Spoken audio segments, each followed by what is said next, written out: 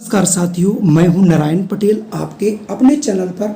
आज हम यहां पर बात करेंगे शैक्षिक अभिरुचि परीक्षण विज्ञान के। हमने 35 प्रश्न लिए हैं जिन्हें हमने 2008 से अब तक जो भी प्रश्न बार बार पूछे थे उन्हीं को मैंने मॉडल पेपर के रूप में अपने हाथ से तैयार किया है। और अभी भी उत्तर प्रदेश का फॉर्म भरा जा रहा है। आप इस फॉर्म को भर के हमारे साथ पूरी तैयारी कर सकते हैं। तो आइए फटाफट शुरू कर लेते हैं। आज का पेपर जो द्वितीय होता है सेट, जिसमें हमने लिया विज्ञान, और विज्ञान में 3 विषय आपको मिलेंगे: भौतिक विज्ञान, रसायन विज्ञान और जीव विज्ञान। तो आइए फटाफट शुरू कर लेते हैं। सबसे पहला प्रश्न आपके सामने दाब का मात्रक है। तो यहाँ पर 3 ऑप्शन आपको दिए गए हैं कि बार, पास्कल, कूलाम या फिर न्यूटन। तो चूंकि बार भी ये वायुमंडलीय दाब का, मैंने सिर्फ दाब का मात्रक पूछा है, इसलिए आपको दाब का मात्रक क्या है तो आपको मालूम होना चाहिए। दाब का मात्रक पास्कल है, जिसे कई बार परीक्षा में पूछा गया है। अगला प्रश्न आपके सामने पुनः प्राप्त होने वाली ऊर्जा का स्रोत क्या है? पवन ऊर्जा, कोयला, प्राकृतिक गैस या फिर पेट्रोलियम। अगर आपने इसको बहुत अच्छे ढंग से पढ़ा होगा तो आपने यहाँ पर देखा होगा जो कोयला है, पेट्रोलियम और प्राकृतिक गैस, ये खत्म होने के बाद दोबारा इनसे आप ऊर्जा पुनः नहीं ले सकते। पवन ऊर्जा ही एक ऐसा उदाहरण है जो पुनः ऊर्जा प्राप्त होने वाली ऊर्जा का स्रोत है। बात करता हूं अगले प्रश्न की। वेरी मोस्ट इंपॉर्टेंट प्रश्न है। पूछा जा रहा है कौन सी गैस विद्युत बल्बों में भरी जाती है? आर्गन, ऑक्सीजन, नाइट्रोजन या फिर उपरोक्त सभी? तो सभी नहीं, उसमें भरी जाती है आर्गन, चूंकि ये जो है अक्रिय गैस होती, जिससे कोई क्रिया न करे, जिससे वाष्प न भरे और उसकी लाइफ ज्यादा हो। अगला है मृदा में क्या पाया जाता है? मृदा मीन्स मिट्टी, यानी मिट्टी में क्या पाया जाता है? बजरी, बालू, गाद या सभी?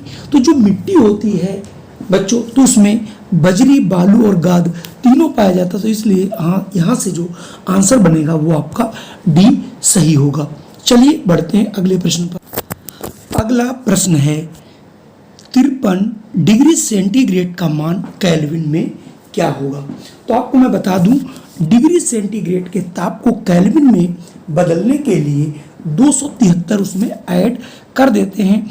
तो आपका जो केल्विन में बनेगा 273 में कितने डिग्री सेंटीग्रेड है? 53 जोड़ देंगे, ये आंसर आ जाएगा 326 केल्विन। तो यहाँ से आंसर सी सही होगा। इनको आप बहुत अच्छे ढंग से पढ़ लीजिएगा। अगला प्रश्न है ध्वनि की चाल का मान सबसे अधिक होता है। वेरी मोस्ट इंपॉर्टेंट, बहुत बार प्रश्न पूछा गया है। ठोस, द्रव, निर्वात या फिर गैस? मैं आपको बता दे रहा हूँ, ठोस में ध्वनि की चाल सबसे अधिक होती, उससे कम द्रव में होती है और उससे कम गैस में होती है, और निर्वात में होती ही नहीं है, 0 होती है। तो कई बार ऐसा भी प्रश्न पूछा जाता है कि ध्वनि की चाल शून्य किस में होती है या नहीं होती है, तो वो होता है निर्वात। अगला प्रश्न, चीनी का रासायनिक सूत्र क्या है, यानी चीनी का फार्मूला क्या है? C6H12O11 KMnO4 या Na2CO3 या फिर H2SO4? जो हम लोग चीनी खाते हैं उसका जो फार्मूला होता है, रासायनिक सूत्र होता है, वो होता है C12H12O11, यानी ऑप्शन ए यहाँ से बिल्कुल सही है। आवेश कितने प्रकार के होते हैं? 1, 2, 3 या फिर 4? ये भी प्रश्न बहुत बार पूछा जा चुका है, तो आपको मालूम होना चाहिए आवेश 2 प्रकार के होते हैं, पॉजिटिव और नेगेटिव। चलिए बढ़ते हैं अगले प्रश्न पर। अगला प्रश्न है कार्य करने की क्षमता को क्या कहते हैं? तो आपको अगर परिभाषाएं याद हैं तो आप इजी गोइंग प्रश्नों को कर सकते हैं, और ये प्रश्न भी कई बार आपसे पूछा जा चुका है। तो कार्य करने की क्षमता को जो है हम लोग शक्ति अर्थात पावर कहते हैं। तो यहाँ से ऑप्शन बी हमारा बिल्कुल सही होगा। चलिए बढ़ते हैं अगले प्रश्न पर। वेरी मोस्ट इंपॉर्टेंट प्रश्न, अम्ल वर्षा का कारण है? CO2, SO2 और NO2 या फिर CO2 या NO2 या फिर SO2? तो जो अम्ल वर्षा होती है इसमें तीनों जिम्मेदार हैं, CO2, NO2 और SO2। यहाँ से ऑप्शन ए वाला बिल्कुल सही होगा। दूसरा प्रश्न है, भोजन का पाचन होता है ग्रास नली में, यकृत में, ग्रहणी में या फिर बड़ी आंत में। और अगर आपने इसका आंसर पढ़ा है ग्रहणी यानी ऑप्शन बी, तो आपका आंसर बिल्कुल सही है। बढ़ते हैं अगले प्रश्न पर। अगला है, पत्थर को ठोकर मारने से व्यक्ति को चोट लगने का कारण है ज्वलंत, वेग, प्रतिक्रिया या फिर संवेग।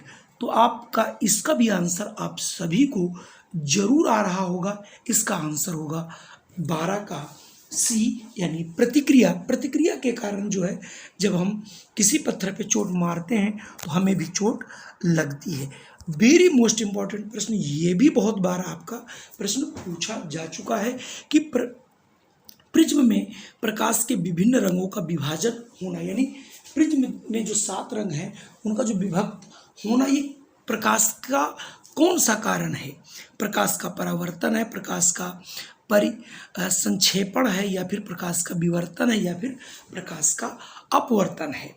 आप लाइट जरूर पढ़िएगा, प्रकाश चैप्टर जरूर पढ़िएगा, उसमें इसका कारण दिया गया है। तो यहाँ से आंसर बनेगा डी, प्रकाश का अपवर्तन। अब आपको परावर्तन, विवर्तन और परिक्षेपण जरूर पढ़िए। चलिए बढ़ता हूँ अगले प्रश्न पर। वेरी मोस्ट इम्पॉर्टेंट, ऊर्जा का प्राथमिक स्रोत है कोयला, वायु, जल, सूर्य। तो सभी को पता होगा ऊर्जा का जो प्राथमिक स्रोत है वो है डी यानी सूर्य। बर्फ का तापमान होता है 100 डिग्री, 38 डिग्री या फिर 0 डिग्री, या फिर इनमें से कोई नहीं। चूँकि सभी को मालूम है पानी 0 डिग्री पर जमता है, इसलिए यहाँ से बर्फ का जो तापमान आएगा वो हो जाएगा सी, अर्थात 0 डिग्री सेंटीग्रेड। अगला प्रश्न भी वेरी मोस्ट इम्पॉर्टेंट की श्रेणी में है कि रुधिर का थक्का बनाने वाली रुधिर कणिका का नाम क्या है? लाल रुधिर कणिका, प्लेटलेट्स, श्वेत रक्त कणिका या फिर इनमें से कोई नहीं। जो खून का थक्का हमारा जमता है उसके लिए जिम्मेदार हैं प्लेटलेट्स यानी ऑप्शन बी। अगला प्रश्न ये भी बहुत बार पूछा जा चुका है, एक मनुष्य के केंद्र की कोशिकाओं में गुणसूत्रों की संख्या कितनी होती है? 1, 23 या 44 या फिर 46? तो कुल संख्या 46 होती है। जब कभी पूछा जाएगा गुणसूत्रों की संख्या जोड़े में कितनी होती है, तो आप वहाँ पर 46 का आंसर 26 का लगाएंगे। इसलिए प्रश्न को पढ़ने के बाद ही आंसर लगाएं तो ज़्यादा अच्छा रहेगा। चलिए बढ़ते हैं अगले प्रश्न पर। अगला प्रश्न है, निम्नलिखित में से कौन सा एक परमाणु का मूल कण नहीं है? इलेक्ट्रॉन, प्रोटॉन, न्यूट्रॉन या फिर अल्फा कण। चूंकि किसी भी परमाणु के 3 मूल कण हैं, वो हैं इलेक्ट्रॉन, प्रोटॉन और न्यूट्रॉन। अल्फा मूल कण नहीं है। अगला है, सोने का प्रतीक क्या है? यानी गोल्ड को किससे लिखा जाता है? जी, GL, AU या फिर AL? और आप इसका भी आंसर आपको मालूम होगा AU। चलिए बढ़ते हैं अगले प्रश्न पर। अगला प्रश्न है, कौन सी धातु कम ताप पर द्रव अवस्था में पाई जाती है? अक्सर आपने देखा होगा जितनी भी धातुएं होती है वो द्रव अवस्था में नहीं पाई जाती। कॉपर है, मरकरी है, लेड है और जिंक है। तो आपको मालूम होगा जो आपका थर्मामीटर होता है उसमें जो धातु का प्रयोग किया वो होती है मरकरी, जो कि द्रव, जो हमारा रूम टेम्परेचर होता है उस पर वो द्रव अवस्था में पाई जाती है। अगला प्रश्न है, कार्बन की संयोजकता कितनी है? 1, 2, 3 या फिर 4? तो चूंकि कार्बन की जो संयोजकता होती है वो होती है 4, तो यहाँ से ऑप्शन डी बिल्कुल सही है। चलिए बढ़ते हैं अगले प्रश्न पर। अगला प्रश्न है, Zn+2HCl बराबर ZnCl2+H2 है। यानी ये जो हमारी अभिक्रिया है वो किस प्रकार की है? विस्थापन अभिक्रिया है, वियोजन अभिक्रिया है, उदासीनीकरण अभिक्रिया है, फिर या इनमें से कोई नहीं है? बहुत ढंग से पढ़िएगा, ये आपका केमिस्ट्री का है अभिक्रियाओं। तो इसमें अगर आप देखेंगे तो इसमें आपका है विस्थापन अभिक्रिया, तो यानी यहाँ से ऑप्शन ए वाला बिल्कुल सही होगा। वायु एक है, तत्व है, यौगिक है, मिश्रण है या फिर इनमें से कोई नहीं? ये जो वायु वाला है ये भी बहुत बार प्रश्न पूछा जा चुका है। वायु जो होती है वो एक मिश्रण होता है। चलिए बढ़ते हैं अगले प्रश्न पर। अगला प्रश्न आपसे पूछा जा रहा है, इनमें से कौन जल के साथ तेजी से क्रिया करता है? सोडियम, कैल्शियम, मैग्नीशियम और लोहा। आपको मैं बता देता हूं, आप याद रखिएगा, सोडियम जो है वो जल के साथ सबसे तीव्र गति से जो क्रिया करती है, तो यहाँ से ऑप्शन ए सही होगा। और अगला यदि प्रश्न देखा जाए, वेरी मोस्ट इंपॉर्टेंट है, बहुत बार पूछा जा चुका है, कौन सा विटामिन सूर्य के प्रकाश में पाया जाता है? विटामिन ए, विटामिन के, विटामिन डी या फिर विटामिन ई? और इसका भी सही आंसर है विटामिन डी। चलिए बढ़ते हैं अगले प्रश्न पर। अगला प्रश्न वेरी मोस्ट इंपॉर्टेंट, ये भी कई बार प्रश्न पूछा गया है, निम्नलिखित में से कौन सर्वाहारी है? बकरी, गाय, मनुष्य या शेर? तो यहाँ पर हो जाएगा मनुष्य। मनुष्य शाकाहारी और मांसाहारी दोनों है, जैसे कुत्ता है ये भी सर्वाहारी है, इसलिए यहाँ से हम ऑप्शन सी को चुन लेंगे। जल जनित रोग कौन है? चेचक, मलेरिया, तपेदिक या फिर हैजा? तो इसमें जो सबसे अधिक जल जनित रोग है वो है आपका हैजा, यानी ऑप्शन सी। आप रोगों के बारे में भी जरूर पढ़िएगा। अगला प्रश्न है, पेड़ पौधों में जाइलम, एक ये ऊतक होता है, मुख्यतः जिम्मेदार है आहार वहन के लिए, नहीं आहार लेके जाता है, ऑक्सीजन लेके जाता है, या जल वहन के लिए, या नाइट्रोजन? तो जाइलम से याद रखना, जा से जल, इसका मतलब ये पृथ्वी से जो है जल का वहन करता है पेड़ के विभिन्न अंगों में। तो यहाँ से ऑप्शन सी वाला बिल्कुल सही होगा। अगला प्रश्न है, कीट यानी मकड़ी कीट से भिन्न है, यानी मकड़ी जो है वो एक कीट जो होता है उससे अलग है। क्यों अलग है? क्योंकि मकड़ी में पाई जाती है। तो मकड़ी में कौन सी ऐसी चीज़ है जिसे पाया जाता है? मतलब 6 टांगे, 8 टांगे, 10 टांगे या 12 टांगे? तो मेरे हिसाब से इसका आंसर होना चाहिए बी, यानी 8 टांगे मकड़ी में पाई जाती हैं, जो कि कीटों से अलग करती हैं। बढ़ता हूं अगले प्रश्न पर। अगला प्रश्न है, एक गिलास पानी पीने से कितनी कैलोरीज की ऊर्जा मिलती है? यानी जो पानी होता है उसमें कितनी 0 कैलोरीज, 15, 25 या फिर 150 कैलोरीज। पानी गंधहीन स्वादहीन एक पदार्थ है, और जिसमें कोई भी उसमें जो है आपकी कैलोरीज नहीं मिलती, इसलिए यहाँ से ऑप्शन ए सही होगा। ये कई बार प्रश्न पूछा गया है। अगला प्रश्न भी बायो से है, वेरी मोस्ट इंपॉर्टेंट है। उड़ने वाला स्तनपायी है जुगार, शुतुरमुर्ग, पेलिकन या चमगादड़? तो स्तनधारी का मतलब है जो अपने बच्चों को जन्म देते हैं और स्तनपान कराते हैं, ऐसे जीवधारियों को हम लोग स्तनधारी कहते हैं। तो चमगादड़ इसी का उदाहरण है, पक्षी होते हुए भी ये जो है स्तनधारी है।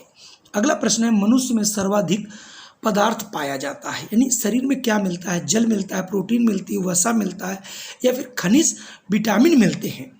तो मनुष्य के शरीर में अगर सबसे अधिक मात्रा में कोई चीज़ पाई जाती है तो वो क्या हो सकता है? वो होता है आपका जल। खनिज विटामिन बहुत कम मात्रा में, प्रोटीन और वसा भी, वसा उससे भी ज़्यादा है, प्रोटीन, ये दोनों चीज़ें बहुत कम मात्रा में पाई जाती हैं। अगर ये देखा सबसे कम, तो आप यहाँ जो है डी वाले ऑप्शन को चुनेंगे। अगला है, रक्त का पीएच क्या होता है, यानी पीएच वैल्यू क्या होती है हमारे रक्त की? तो ये बहुत बार पूछा गया, 1, 7.4, 8 या फिर 10?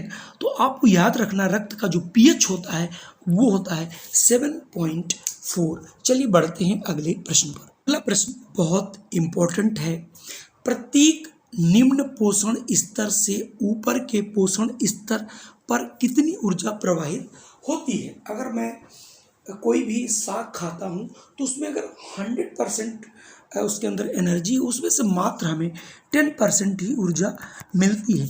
भले ही कोई मांसाहारी जंतु है, किसी जंतु को मार के अगर वो खा रहा है तो 100% जो उसके अंदर तत्व है उससे केवल और केवल 10% ही प्राप्त करता है। इसलिए वेरी मोस्ट इंपॉर्टेंट प्रश्न है, इसे आप जरूर याद रखिएगा। अगला है, सबसे अधिक प्रोटीन किस में पाया जाता है? अनाजों में, दालों में, फलों में या फिर सब्जियों में? सभी को पता है कि दालों में जो है प्रोटीन पाई जाती है, इसलिए इसे गरीबों के लिए मांस भी कहा जाता है। कुल मिला के आज के हमारे ये 35 प्रश्न से, जो कि भौतिक विज्ञान, रसायन विज्ञान और जीव विज्ञान से संबंधित थे, निश्चित तौर पे ये प्रश्न आपको बेहद पसंद आए होंगे।